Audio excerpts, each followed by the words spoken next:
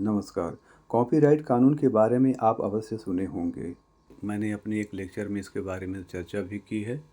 आज हम कॉपीराइट के अपवाद के संदर्भ में चर्चा करने जा रहे हैं। क्या आपने कभी यूट्यूब पर ऐसा वीडियो देखा है जिसमें कोई छोटी सी फिल्म क्लिप, कोई पॉपुलर गाना या किसी मशहूर किताब की कुछ लाइनें दिखाई जाती हैं और आपके मन में यह सवाल उठा हो कि क्या ये कानूनी है? क्या ये कॉपीराइट का उल्लंघन नहीं है? अगर आपके दिमाग में ऐसा कभी सवाल आया है तो आज का ये वीडियो आपके लिए एकदम ज़रूरी है, क्योंकि आज हम कॉपीराइट लॉ की सबसे दिलचस्प और ज़रूरी धाराओं में से एक को समझने जा रहे हैं और वह है कॉपीराइट कानून के अंतर्गत फेयर यूज, अर्थात हम सही तरीके से इस्तेमाल कैसे कर सकते हैं। तो चलिए सबसे पहले हम यह समझते हैं कि संक्षेप में ये जानते हैं कि कॉपीराइट लॉ क्या है और इसका मकसद क्या है। भारत में कॉपीराइट एक्ट 1957 में लागू किया गया था। यह एक ऐसा विशेष कानून है जो लेखकों, कलाकारों, संगीतकारों, फिल्मकारों और अन्य रचनात्मक लोगों की बनाई गई उनके अपने ओरिजिनल कार्य को कानूनी सुरक्षा देता है। इसका मतलब यह है कि अगर आपने कोई किताब लिखी, कोई म्यूज़िक कंपोज किया, कोई फिल्म बनाई या पेंटिंग फ़ोटो तैयार की, तो दूसरा कोई व्यक्ति आपकी इजाज़त के बगैर उसको इस्तेमाल नहीं कर सकता है, उस कॉपी को रिप्रोड्यूस नहीं कर सकता है। यह कानून वास्तव में जो भी व्यक्ति इस तरह के कला की रचना करता है उसके रचनात्मक श्रम और मौलिकता की मालिकाना हक को एक प्रकार से हक को सुरक्षित करता है। लेकिन यहीं पर आता है एक इस कानून का बहुत ही दिलचस्प हिस्सा, फेयर डीलिंग या फेयर यूज का प्रावधान, जो कि इसी कानून में किया गया है। यह कानून यह भी समझता है कि समाज में शिक्षा, आलोचना, समाचार और सार्वजनिक जानकारी के लिए कुछ हद तक सामग्री का, जो कि कॉपीराइट के अंतर्गत है, उसका इस्तेमाल ज़रूरी हो सकता है। इसलिए कुछ चुनिंदा परिस्थितियों में अगर आप किसी कलाकार, लेखक के ओरिजिनल कार्य का कुछ हिस्सा बगैर उसके अनुमति के इस्तेमाल कर सकते हैं और वो भी पूरी वैध तरीके से। अब यह सवाल उठता है कि वह स्थितियां क्या हैं और किसी कॉपीराइट सामग्री का कितना हिस्सा इस्तेमाल में किया जाता है या किया जा सकता है और वह किस उद्देश्य से किया जा सकता है। तो इसका उत्तर कॉपीराइट कानून के धारा 52 में मिलता है।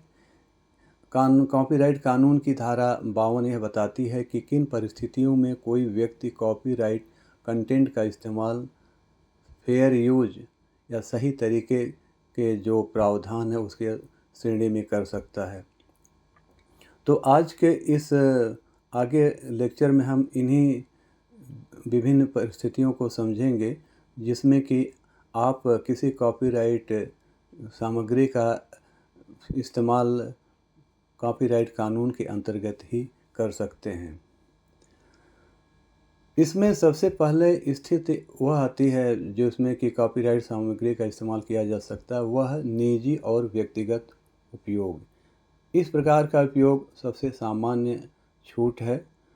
इसमें किसी किताब, लेख, वीडियो, ऑडियो का उपयोग केवल अपने अध्ययन, शोध या निजी जानकारी के लिए किया जा रहा है और आप उसे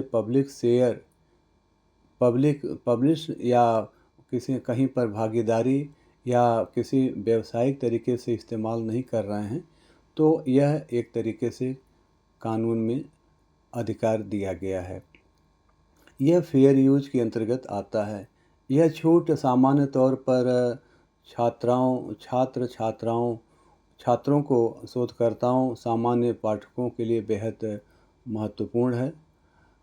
लेकिन इस पर ध्यान देना चाहिए कि इसका पब्लिक डोमेन में इस्तेमाल सही नहीं माना जाता है, इसलिए अपने निजी स्तर पर ही इसका इस्तेमाल किया जाना चाहिए। अब कॉपीराइट सामग्री का दूसरा जो अपवाद है, हम कह सकते हैं कि जिसके अंतर्गत कॉपीराइट सामग्री का इस्तेमाल किया जा सकता है, वह है समीक्षा और आलोचना के क्षेत्र में। यह व्यक्तियों के अपने अभिव्यक्ति की स्वतंत्रता का एक हिस्सा है, जो पत्रकारिता, आलोचना और रचनात्मक स्वतंत्रता का हिस्सा माना जाता है। यदि आप किसी फिल्म, किताब, संगीत या कलाकृति की समीक्षा कर रहे हैं और इस संदर्भ में उसके छोटे छोटे अंश को दिखाते हैं या पढ़ते हैं, तो यह कानूनी तरीके से सही माना जाएगा, यह फेयर यूज के अंतर्गत माना जाएगा। तो book review, movie reaction, artistic analysis, ये सभी कार्य और इसी तरीके के अन्य ऐसे कार्य इस श्रेणी में आते हैं, बशर्ते कि आपका मकसद केवल समीक्षा, आलोचना या व्याख्या करना हो, न कि मनोरंजन या व्यावसायिक लाभ के लिए इसका इस्तेमाल किया जा रहा है। अब हम अगली स्थिति के पर चर्चा करेंगे, जो कि कॉपीराइट के अपवाद के रूप में जाना जाता है, जिसमें कि व्यक्ति समाचार रिपोर्टिंग के संदर्भ में किसी कॉपीराइट सामग्री का इस्तेमाल कर सकता है। अगर आप या कोई व्यक्ति किसी घटना, सम्मेलन, विभिन्न प्रकार की गतिविधि के समाचार के लिए रिपोर्टिंग कर रहे हैं और उस दौरान कोई कॉपीराइट सामग्री उस संदर्भ में इस्तेमाल के लिए शामिल किया जाता है, तो वह भी फेयर यूज के अंतर्गत माना जाता है। यह स्थिति मीडिया संस्थानों, पत्रकारों और डिजिटल न्यूज़ क्रिएटर्स के लिए अत्यंत आवश्यक है, पर ध्यान दिया जाना चाहिए कि इसका उपयोग केवल सूचना प्रसार तक सीमित हो। मनोरंजन या ब्रांड प्रचार में इसका उपयोग कॉपीराइट कानून का उल्लंघन माना जाता है। अब अगली स्थिति जिसमें कि कॉपीराइट कानून का अपवाद हम कह सकते हैं, वह है शैक्षणिक उपयोग और सीखने के संदर्भ में।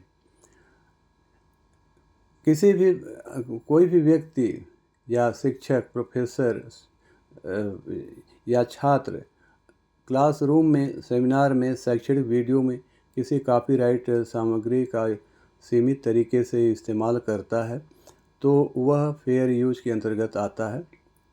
जैसे एक कविता की कुछ पंक्तियाँ, किसी ऐतिहासिक फिल्म का कुछ अंश, किसी ऑडियो का कुछ भाग शैक्षणिक क्रियाकलाप के संदर्भ में दर्शाया जाता है, सुनाया जाता है, पढ़ा जाता है, तो यह फेयर यूज के अंतर्गत आता है। शर्त यही है कि यह उपयोग सीमित हो, स्पष्ट उद्देश्य हो और वह गैर व्यावसायिक तरीके से किया जा रहा हो।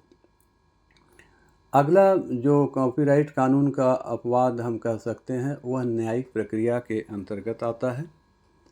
अगर कोई सामग्री अदालत में सबूत के रूप में, जांच एजेंसी में रिपोर्टिंग के लिए या कानूनी प्रक्रिया में उपयोग की जा रही है और वह कॉपीराइट के अंतर्गत है, तो भी वह फेयर यूज के रूप में ही माना जाएगा। उदाहरण के लिए सीसीटीवी फुटेज, रिपोर्ट की copy, screen shot, audio clip आदि अदालत में पेश किए जाते हैं, किंतु इस पर कॉपीराइट के उल्लंघन का आरोप नहीं माना जाएगा, क्योंकि वह न्यायिक प्रक्रिया का एक भाग के रूप में इस्तेमाल किए जा रहे हैं, न कि उसका कोई व्यावसायिक इस्तेमाल किया जा रहा है। एक अन्य स्थिति है जिसमें कि कॉपीराइट सामग्री का इस्तेमाल किया जा सकता है, वह है विधानसभा, संसद के कार्रवाई के जो प्रक्रिया है उसकी रिपोर्टिंग जो की जा रही है। अगर कोई सांसद, विधायक किसी कॉपीराइट दस्तावेज, रिपोर्ट या मीडिया को संसद या विधानसभा में प्रस्तुत करता है तो वह भी फेयर यूज के अंतर्गत आता है। यह प्रावधान लोकतांत्रिक संवाद और जनप्रतिनिधियों की जवाबदेही के लिए आवश्यक होता है, इसलिए इस प्रकार की छूट दी गई है। इसी प्रकार से जो व्यक्ति सार्वजनिक जीवन में हैं, जैसे प्रधानमंत्री, मुख्यमंत्री या इस प्रकार के अन्य मंत्री या नेता, सामाजिक कार्यकर्ता या इस स्तर पर इस तरीके के क्रियाकलाप करने वाले अन्य सार्वजनिक व्यक्ति, और तो उनके भाषणों का विश्लेषण, उद्धरण या संवाद उपयोग करना फेयर यूज के अंतर्गत माना जाता है और उसका यह कानून के अंतर्गत वैध है। अगला जो अपवाद कानून कॉपीराइट कानून के अंतर्गत दिया गया है, जो जिसके अंतर्गत कोई व्यक्ति कॉपीराइट सामग्री का इस्तेमाल कर सकता है, वह है पुस्तकालय और संग्रहालय के संदर्भ में। अगर कोई पुस्तकालय, संग्रहालय या अकादमिक संस्थान किसी पुस्तक, दस्तावेज या चित्र को डिजिटाइज या प्रिजर्व कर रहा है और उसका उपयोग शिक्षा, अनुसंधान या सांस्कृतिक संरक्षण के लिए कर रहा है, तो वह फेयर यूज के अंतर्गत आता है। कई बार एक स्थितियां ऐसी भी आती हैं कि कोई चित्र, गाना या पोस्टर अनजाने में आपके वीडियो या तस्वीर में आ जाता है, जैसे पीछे लगी पेंटिंग या मोबाइल में चलती धुन। अगर वह जानबूझ करके नहीं जोड़ा गया है तो यह भी एक तरीके से सही माना जाएगा और उसके लिए कॉपीराइट के उल्लंघन का दोषी नहीं माना जाता है। कॉपीराइट कानून का अपवाद के रूप में 10वीं जो स्थिति है वह पैरोडी या सटायर, जो कि समाज में आलोचना, हास्य और जागरूकता फैलाने के लिए किया जाता है। तो इन विधाओं में किसी प्रकार के सामग्री का अगर इस्तेमाल किया जा रहा है तो वह कॉपीराइट कानून का उल्लंघन नहीं माना जाएगा, किंतु यहाँ ध्यान रखना है कि यह उद्देश्य व्यंग्यात्मक हो, अपमानजनक रूप में नहीं दिया जाना चाहिए। तो इस तरीके से हम देखते हैं कि फेयर यूज के अंतर्गत बहुत ऐसे प्रावधान दिए गए हैं कि जिससे कॉपीराइट को ध्यान में रखते हुए भी व्यक्ति अपने और समाज के समुचित हित के संदर्भ में कॉपीराइट सामग्री का इस्तेमाल किया कर सकता है। किंतु फेयर यूज का मतलब यह नहीं है कि आपको पूरी तरीके से छूट मिल गई है। यह एक संवेदनशील और जिम्मेदार तरीके से छूट दी गई है, जो समाज को शिक्षित करने, सोचने और सवाल करने के अवसर देता है।